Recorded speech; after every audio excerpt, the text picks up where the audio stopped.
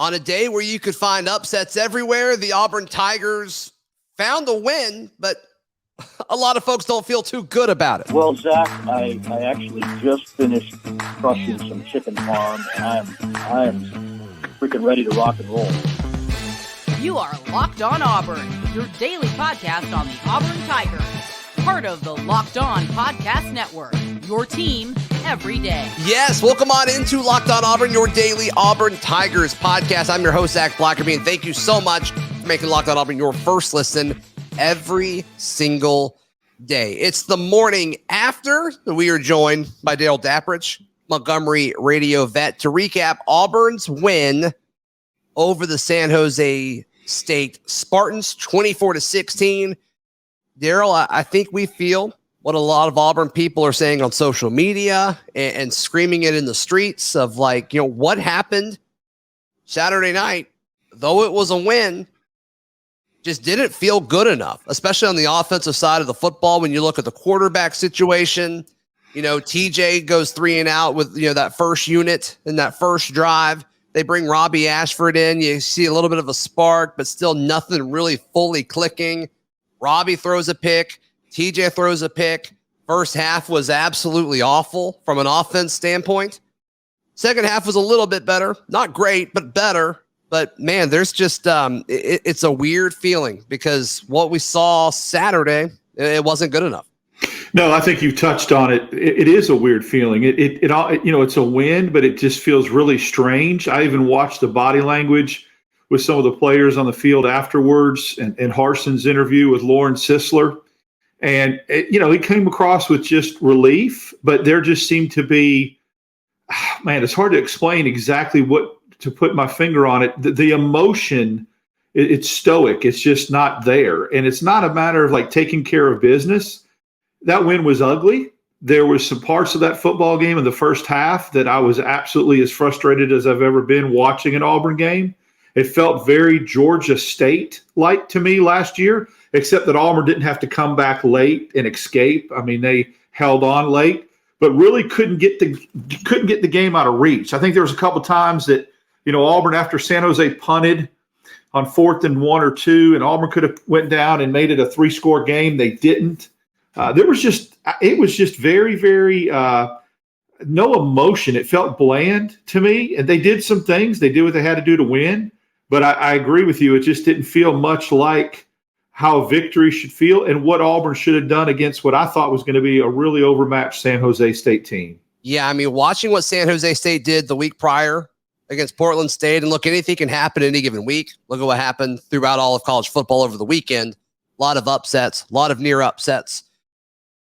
And I mean, if you told me that, okay, Auburn really puts it together, they figure it out over the course of this week, and they put together a great game plan and a way to execute all of this against Penn State next week, it would not surprise me. It wouldn't. But also, it wouldn't surprise me if the quarterback play and the lack of offense was, this was a sign of things to come. I was watching the Tennessee game Saturday with some of my buddies that kind of helped. They came over to help me move, Darrell, and we were talking about the Tennessee offense, and it's these guys aren't more talented than the guys on Auburn's roster. It's just the scheme. These guys are just being schemed open, and Auburn didn't really have that. They didn't have that after the first 2 seasons of the Gus Malzahn era, and they haven't really had it in the Brian Harsin era either. And to me, I don't believe that it's talent. I really don't. If you want to say it is up front, I'm cool with that. The offensive line is an issue. We'll get to that in a second. But it's just, against San Jose State, those defenders should not just be draped all over all of our wide receivers. It just shouldn't happen. No, I agree. The separation wasn't there. I think to your first point about what's going to happen over the next week, it is. This sounds so cliche, but we said before we taped this, next week is going to be telling. We're 2 weeks in, and it's a mystery. One of 2 things could happen. So that tells me we still don't know what this Auburn football team is. There's a couple things we've seen that are concerning, right? But if they put things together and they get better quarterback play and they run the ball effectively, they could go out and handle Penn State Saturday and get things together. But the other side is they could come out flat and look bad and lay an egg against Penn State. That's why Saturday, I think we'll know. And maybe there's some things that get incorporated into the offense Saturday. Maybe there's some wrinkles and there's some looks. But I want to go back to your Tennessee analogy. Yeah, maybe receivers, offensive line, definitely not running backs. But we saw all day Saturday in college football, the most important position on the field, you got to have a good quarterback. Sure. Alabama had a good quarterback, and they beat Texas, who was down to a second stringer, on a bad ankle. Right. There was other teams. Tennessee won that game because Hooker played really, really well, and he is a dynamic quarterback. And look at Texas A&M. They get beat by App State because Haynes King played terrible. So it may only be one position, but it's the most important position. And we saw in the first half probably the most abysmal quarterback play that I've seen in a long time at Auburn. I will say this. I don't want to go all negative. Credit to TJ Finley, what he did in the second half, because they showed very impressive. They showed those stats since the interception. What he did, he ended up throwing for almost 170 yards on only 20 attempts. So he did correct some things. And let's be honest, too, it shouldn't come down to this. No. But he had to make some magic on 2 fourth-down plays where he made some plays. There were individual plays where he dropped the snap and found Bigsby, and when he almost got sacked and found Schenker. Sure. It's a shame that you have to make plays like that to beat San Jose State on fourth down, but he did, to his credit. Yeah, and everybody talked about him being a statue. On those plays, he did not look like a statue. Is he as mobile as Robby? No, absolutely not. But I think when it comes down to it, he can make people miss in the pocket when he needs to. To me, and obviously, I think you can say all three of the picks that he's thrown so far this year are his fault. There's no debating that. All three of them are. And then even the one with Robby. But you just look at it, and it's like, still, though, like, I need these receivers to get more open for him. He's not doing the right reads 100% of the time. He's not executing 100% of the time. But it's just, you watch college football on any given Saturday, and you see all these fun, explosive offenses. And these receivers are just being schemed open. And I'm just not really seeing that from Coach Harsin and Coach Kiesau. And I think that needs to change, Darrell. That's honestly my biggest takeaway from Saturday. We've been saying it at Auburn for almost a decade now, where it's just like, it feels like the offense is just, Auburn makes offense look so hard at times. It is work. It is grinding. They make the simple play look complicated. I will say this. When he did have open receivers, when they did get open, the Shed Jackson play, yes, the great pass to Chick Dawson up the seam where he dropped it over a linebacker because Dawson got open. Javaris Johnson got open a couple times. Coy Moore got open for a. When they did get separation, to his credit, he found them. Yeah, that outbreaking route to VAR, I don't know if it was late third or early fourth, but it was a beautiful pass. Like, he's got the ability to do it. It's just not clicking as fast as we all need it to. But still, I think here's where we are. Where we are is where we are. I thought this game was going to show some separation, and maybe a quarterback was going to emerge as the leader in the clubhouse, and we are exactly back to where we were before we kicked it off against Mercer, a 2-quarterback system and a situational quarterback in certain plays. When Finley threw that pick, if you would have told me, Darrell, your house is going to be auctioned off if Finley goes back in the game, I would have taken that bet. There is no way. Yeah. And I don't know what Calzada has done outside of a felony or something off the field, because he warmed up on the sidelines and did not even get a sniff, again, when both quarterbacks were playing horrible in the first half. Yeah, I think it has to do with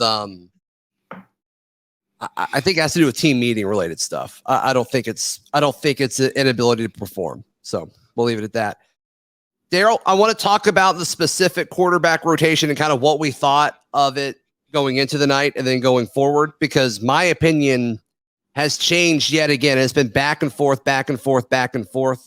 with all this, but I want to tell you guys about our friends at Underdog Fantasy. Underdog Fantasy is the best way to play daily fantasy. I mean, it makes all of these games throughout college football a ton of fun.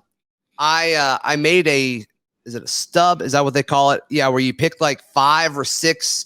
I picked 5 different players to execute, Darrell, and I nailed all of them with the exception of Tank Bigsby. Tank Bigsby, I needed him to run for like 112 yards. He did not get there, but that's okay. That is okay. So, yeah, just look for your favorite team, your favorite stars. Pick whether you think they'll end up with more or less than the number in this week's game, and you can win up to easily 20 times as much money in a single night. Underdog keeps it super simple with their easy-to-use website and mobile apps. Love their app. It's a lot of fun to use. Be sure to check it out. Pick between 2 to 5 players for your pick 'em slip and get all of your picks right, and you take home some cold, hard cash. All you have to do is use promo code LOCKEDON to get started, and Underdog will double your first deposit up to $100. Deposit $100, get $100 free. That is Underdog Fantasy, promo code LOCKEDON. Darrell, going into this second game, I thought Robby was going to take the starting job. I thought he was going to take it. I didn't think we were going to look back, and it's like, okay, Robby Ashford is the starter going to Penn State. Now looking at it, it's like, okay, well, I feel like TJ now has taken a big step forward. And TJ's the guy with Robby kind of being just a part of the offense. That, to me, is kind of what it looked like. And so let me ask you this, Darrell. And I've said this from just being speculative. But the fact when they were looking for offense and Robby Ashford threw it 3 times, does that say anything to you, or do you think I'm reading too much into something? No, it says a lot to me. I think what it says is what I mentioned earlier, is we're nowhere further down the road than we were before we kicked it off against Mercer. I think that when you see next week against Penn State, you're going to see Finley probably take 60 to 70% of the snaps.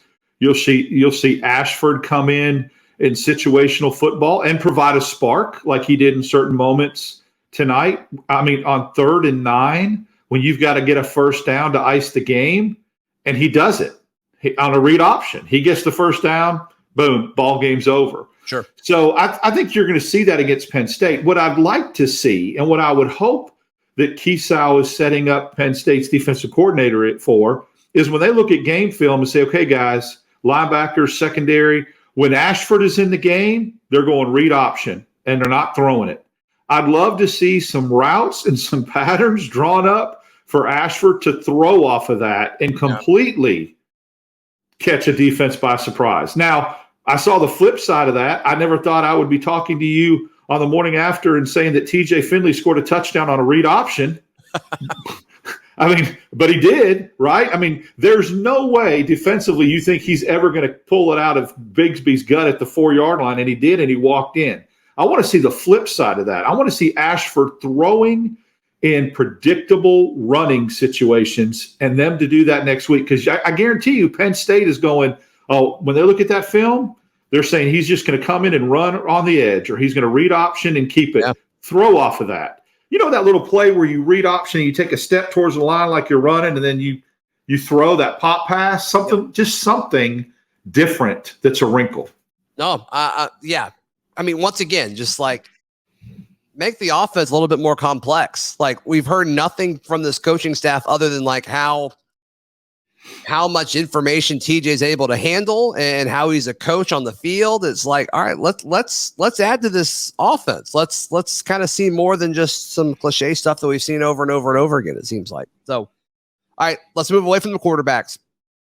What was your thought on the defensive pass rush? So going into this, a big talking point about this game was San Jose State was sacked 7 times against Portland State in week 1. And obviously everybody got really excited about Auburn's defensive pass rush. 3 sacks, penetration consistently throughout the game, but I don't feel comfortable saying it was dominant in any sense of the word. I really liked Ekuliota's game. And actually, I really like Marcus Bragg's game once he got in. But after that, like, Colby Wooden had a big tackle for a loss.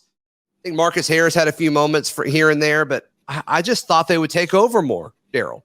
Yeah, the defense came out playing lights out, and then they faded a little bit. I mean, we can't pin this all on the offense. They gave up big pass plays. They had pass interference penalties. They didn't get their heads turned around. They let the big body San Jose State receivers catch balls over them. So early on, I thought, well, maybe Portland State had 7 sacks because San Jose schematically was dropping back and trying to throw the ball downfield because I didn't watch that game. And against Auburn, they were hitting a bunch of slants, getting the ball out quick. We were getting slanted. Auburn was getting slanted to death. Then, so I thought maybe that was the problem. Well, second half, how many balls did Cordero throw downfield, back shoulder, jump balls, 50-50 balls, 30 yards, 40 yards? So, look, he threw for 275. He threw it 40 times. I mean, I get that. So, but there were some plays that I felt like slants you can live with not getting to the quarterback, those quick hitters. Cordero roamed around a little bit, rolled to the right, threw the ball downfield, and Auburn's defensive line did a good job against the run, but did not get to him at what I felt like should have been enough after what we saw the sack total was for Portland State. Yeah, I'm with you. I'm with you on that. And you mentioned some of those throws. Look, San Jose State's wide receivers, they made some incredible catches. They broke free on some, but there was a few, and people were poking at Jalen Simpson, my dude. And it's like, no, I think he had a pretty good game. That big one that he gave up, it's like, I don't know what else you want him to do from a coverage standpoint. So DJ James played really well tonight. I will say he came in and spelled Pritchett some. He almost had that pick. Keontae Scott played well. He had a couple passes completed on him. I know that people were really, like you said, poking on the secondary and getting on the secondary. But there was a couple of plays where they were draped over those receivers. 6'2", 6'3", just went up and got it. But these kids that transferred to San Jose State, I get it. If it was like, well, there's a bunch of transfers. They transferred from Nevada. They didn't transfer from Notre Dame or USC. They're not Jordan Addison. They transferred from Nevada, another group of 5 to a group of 5. Mm-hmm. So I just would have felt like Power 5 corners could have done a better job downfield on some of those throws. I'm with you. And there were some of those, though, and I don't think people realize this, but when Cordero would stand in the pocket for a second and then be flushed out because, once again, the containment for the Auburn pass rush just wasn't there at times. And these DBs are having to cover for 7 or 8 seconds. And it's just like, that's not what they're asked to do. That's almost impossible to do. So I'm still not super concerned with the defensive backs. I'm really more concerned with the pass rush at this point. I thought the linebacker situation was really good. Impressed with Cam Riley. Saw a lot more Wesley Steiner, it seems like. I look forward to seeing how many snaps Wesley Steiner took, but it seems like he was out there a lot. Wasn't too impressed with Papo, to be honest with you. I think he whiffed a couple times. Your captain, one of your leaders on defense, got to make more tackles, got to make more plays, and he's not being a playmaker right now. He whiffed on some tackles, and quite honestly, they weren't strong efforts either when he went in to make the tackle. It wasn't like the guy, broke a great tackle. So I got to see him step up a little bit too. Yeah, I look forward to seeing more Owen in the rewatch. I didn't notice him, Darrell. And like you said, the returning star of the defense, your captain, we should notice him. He should have a moment every quarter or so where it's like, yeah, and there we go. There's this stud that we've been talking about for so long. So I'm with you on that. Donovan Kaufman, I think, was fine. He whiffed on a few tackles that I didn't really think he would whiff on. So we'll see on that. But man, Nehemiah Pritchett, I'm just not convinced. Like, the coaching staff talked as if he was the best corner on this team, and like, I think Jalen and DJ are better than him. I do too, and I mean, I think obviously Keontae is as well when he gets in the game, and so. But that's okay if you've got 4 corners and you can rotate people in, and San Jose State went a lot 5 wide. Yeah. So to go 5 wide, Kaufman became that nickel, and then you had the other 4 corners we just spoke of. And then drop that safety in the middle of the field. So that's a difficult formation to cover. It's very difficult to cover 5 receivers, especially when they're running 8-yard hitches and that kind of thing. But I think one thing I want to touch on that we were talking about as far as Auburn's defense, week 1, in my opinion, has always been the biggest overreaction week in college football. Sure. And maybe, just maybe, I'm just trying to stay even keel here when I say this, I overreacted to the San Jose State Portland State score, right? We overreacted to Florida and Utah. Everyone's like, Florida's back. Okay, well, they got beat by Kentucky. So I know we're talking about Auburn here, but I'm going to tie this into the fact that we don't know. Maybe San Jose State in the Mountain West goes out and is like a Boise State or some of those teams that win 9-10 games and give Power Five teams a bunch of trouble. I don't know. Based off week one, I was severely disappointed with the way Auburn played. But again, week one is overreaction week. So we'll see what happens defensively. Maybe San Jose State schemed something up after watching Auburn on film last week against Mercer and said, quick hitters, that kind of thing. But at the end of the day, you've got to get it cleaned up. You got to get it corrected because you're playing, big boy football next week. Yeah. Oh, you're right. You're right. And Penn State looks fine against Ohio. I'm not going to act like I watched every second of that game, but every time I flipped over to it, they were dominating. They were like significantly better than Ohio. So we'll see what that looks like in just a moment as we talk about what's coming up. And also, why did Auburn get flagged for so many penalties? I thought that was interesting. Today's show is brought to you by our friends at LinkedIn. As you gear up for fall, you need the right people working for you and helping you grow your small business and keep it firing on all cylinders. You can create a free job post in minutes on LinkedIn Jobs to reach your network and beyond to the world's largest professional network of over 810 million people. That's why small businesses rate LinkedIn Jobs #1 in delivering quality hires versus leading competitors. LinkedIn Jobs helps you find the candidates you want to talk to faster. Did you know that every week, nearly 40 million job seekers peruse LinkedIn Jobs? You can post your job for free at linkedin.com/lockedoncollege. That's linkedin.com/lockedoncollege to post your job for free. Terms and conditions apply. Darrell Dapprich, one of the more alarming stats for me from Saturday night. 9 for 85. 9 penalties for 85 yards. And Auburn's honestly fortunate that a lot of those penalties were like false starts. Like there was a lot of weird stuff in that first drive. It's like Auburn forgot that they had to play a game. And so they had to suit up real quick with like no game plan is really what it looked like. And it's just, you can't do that next week. You can't do that against Penn State. And so this is totally like orange and blue glasses, glass half full, but like Harsin has so much teaching tape this week. Like if they don't get better, from what happened Saturday to when Penn State comes into town, it is 100% on the coaching staff. You're right. The penalties, there were some that were killers too. Some holds that got called that brought back long runs, the pass interference penalties that were spot fouls that gave San Jose State new life. Look, after 2 games, Auburn has yet to create a turnover. That blows my mind. They're on the negative side of the turnover ledger in both games against an FCS and a group of 5 opponent. Right.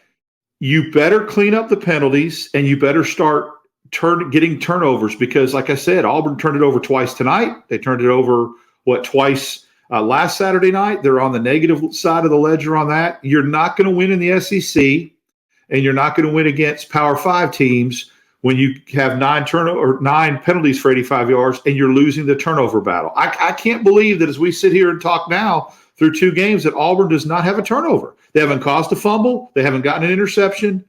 They have got to change that narrative Saturday. They've got to cut the penalties in half, 4 or 5 penalties, maybe 6 against Penn State, and they got to get some turnovers. Or they better play clean football and not turn it over at all. Because right now they're on the negative side of that. It's not going to bode well for them in SEC play. Yeah, I'm there with you. And I think 3 of them came from John Samuel Shanker, which is super uncharacteristic. It really was. One of them, that block, I'm like, I don't know about that. They never call that stuff. So, like, it may be a penalty, like, to block that low, but they just never seem to call that. So, I don't know. I don't know about that one. But it is what it is. It is what it is. So, what's the biggest thing you think Auburn needs to clean up between now and Saturday? For me, it's you got to shore up the offensive line. You got to make sure that that's still a little bit better than it was. You know, that needs to get a little bit better every single week. That's it for me. Well, I think that I'd like to see them quit rotating guards. I know they're doing that to try to find some continuity. find chemistry or find a combination that works. But just settle on one, because it's not working to have a revolving door over there either. So settle on one. You've got 2 games to put on tape that you can look at, and there's grades, right? PFF does grades on offensive linemen. Yeah. Whoever graded out the best, it's not rocket science. Start them and leave them in unless they get hurt or they become a turnstile. That's what you need to do. Quit with that. Then try to take care of the things you can take care of. Penalties is one thing. They got to clean that up. If they do that and get some continuity along the offensive line, use Ashford the way he is intended to be used. And like I talked about earlier in the show, do some wrinkles so he's not so predictable at what he's going to do, because he is an athlete. He is dynamic, and he brings energy. Defensively, it'll be interesting, though. On the defensive side of the ball, can they stop Penn State running the football and make them one-dimensional? I think that's going to be key. Make Clifford beat you Saturday. Yeah. So I'm going to read you off the amount of carries that the key rushers got, and I want you to tell me if you like this balance. Okay. So Bigsby got 13. Jarquez was second with 8. Robby was third with 7. Damari had 2. I'd like to see Bigsby get more carries. I want to see him in the 18 to 20 range. Okay. I don't know why Damari did not get any more carries after that big run he had in the first half. I would have liked to see him in the 8 to 10 range. Yeah. Hunter right where he is, and maybe Ashford a couple less carries and a couple more throws. How about that? But Damari Alston had a great run, breathed life into that offense. He looked great. And I don't think he got a carry in the second half. Yeah.